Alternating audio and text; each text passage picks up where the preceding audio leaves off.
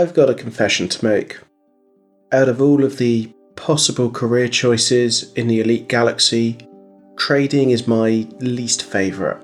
I'd rather be skimming the surface of a planet in my Cobra looking for biologicals to scan, or somewhere deep in the black with my Crate Phantom charting the unknown parts of the galaxy, or bounty hunting in my Mamba, or mining in my Python. Yeah, I know that mining leads into trade, but there's something therapeutic about blasting rocks and getting paid for it, even if you have to trade your wares afterwards. Trading, though, leaves me a bit cold. It almost feels sterile compared to some of the other forms of earning, but sometimes you need to break out a dedicated trade ship and shift things from point A to point B for the good of the galaxy. And that's where today's ship theoretically comes in. This is Lakon's second attempt at making a dedicated trade ship, the Type 7 transporter. It follows a similar minimalistic and brutalist design ethos to the Type 6, big rectangular ship and little cockpit mounted out of the front. Function over form being the aim of the ship more than anything else. The exterior design of the Type 7 is something I've mocked before, sweeping statements like saying it has the appearance and aerodynamic profile of a brick, which is true. Although as far as bricks go, it's possibly not the worst looking brick out there. Everything fits with the purpose of the ship, maximising space for storage and not much of anything else, like cooling, or a slightly bigger hardpoint to make it an effective mining tool, or even a slightly less drab cockpit design, even if the visibility is pretty good. Similar to the Type 6, they also got the dimensions slightly wrong. It's too tall for a medium pad, which means the closest you'll get to landing at an outpost is looking at it in a similar way to how I'd imagine a sloth would look at a treadmill.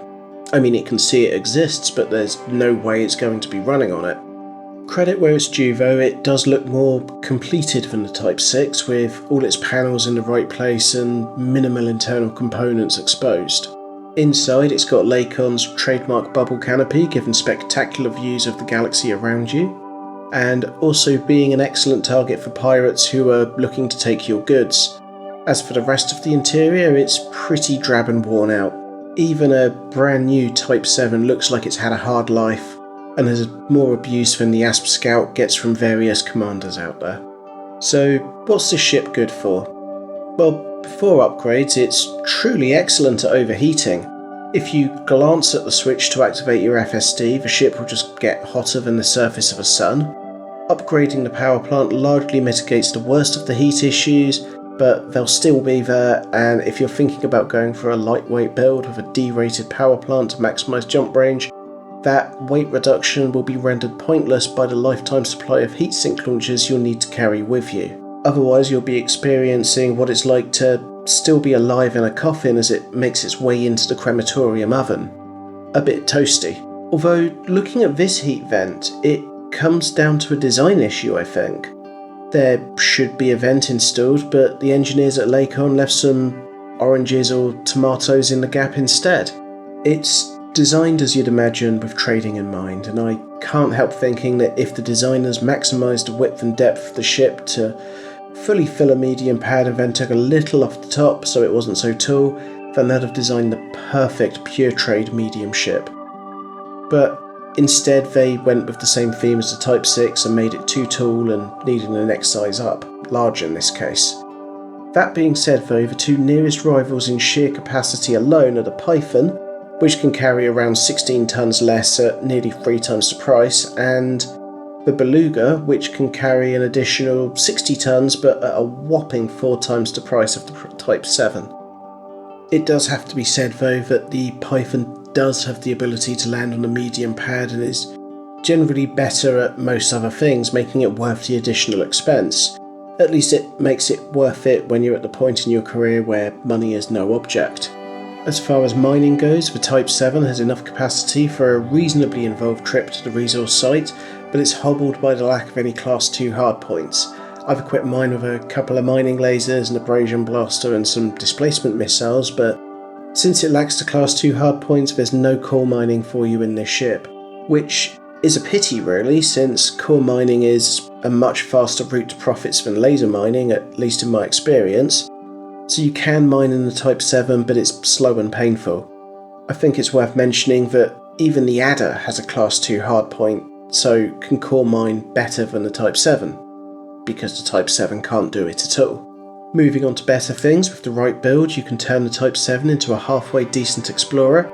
55 light years per jump is doable, but it's worth reiterating that downsizing your power plant can turn a ship into a flying sauna, so you need to keep an eye on your heat level as you build and adjust as needed.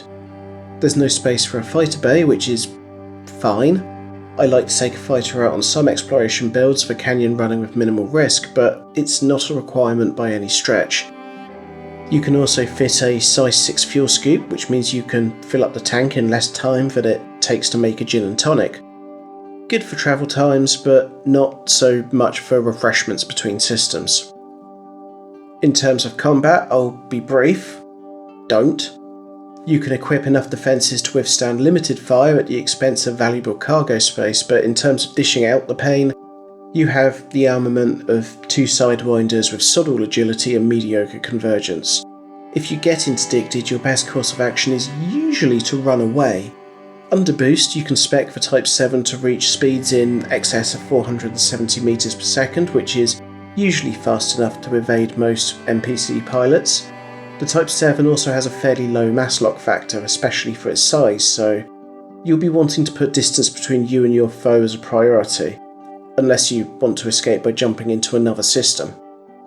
As for other uses, it works reasonably well as a rescue ship, aiding those in distress, as long as they don't need fire support. Think more fuel and repair rather than defending a damaged ship. It's also good if you want to learn how to fly with flight assist off, as the pitch and yaw rates are identical. This can also make the Type 7 feel more agile than it actually is, especially when navigating through tight spots. But at 17 million credits, is it worth it? I'm not sure. If you're into pure trade, it's a logical stepping stone between the Type 6 and the Type 9, but it doesn't leave a huge amount of scope to try something different. If I was starting out on trade alone, I'd probably get one, and I'd use the money to buy a Python, then sell it on. Then use the Python to accrue the funds to buy a Type 9 a bit further down the line. Or a cutter, if I wanted to sell my soul to the Empire. I'd also like to know what happened to the Type 8. There's some speculation out there, but nothing concrete. Personally, I think that the Type 7 was designed to maximise trade on a medium pad similar to the Type 9 on a large pad, with the Type 8 being designed as entry trading on a large pad similar to the Type 6 on a medium pad. But an intern somewhere screwed up, spilt their coffee, and messed up the measurements for the Type 7, and it ended up fitting the Type 8 brief better. At least that's how I like to think about it. Out of all of the ships that I've flown in the Elite Galaxy, I think that this ship is the one I'm least enthused to fly. It largely sits in a hangar gathering dust. Even my Federal dropship, despite all its flaws, has seen more flight hours than the Type 7, and it's a shame, because with a few small tweaks this ship could excel at what it's designed for. But instead it's simply a stepping stone at best, a means to an end. You could argue I'm biased against the Type 7 since it's designed to be a pure trader, but I don't mind the Type 6. Hell, I even respect it, which is odd since it's arguably worse for everything else except exploration. I said that trading is my least favourite career choice, but that doesn't mean I don't enjoy it on occasion. But I'm not sure I can enjoy this ship, and that's a shame. Probably not the best note to end on, but there we are. If you like this video, feel free to like, comment, share, subscribe, all that stuff, and there's also reviews on the channel already for a good chunk of ships, with more on the way to come. Enjoy the rest of your week, and I'll see you on the next video. 07.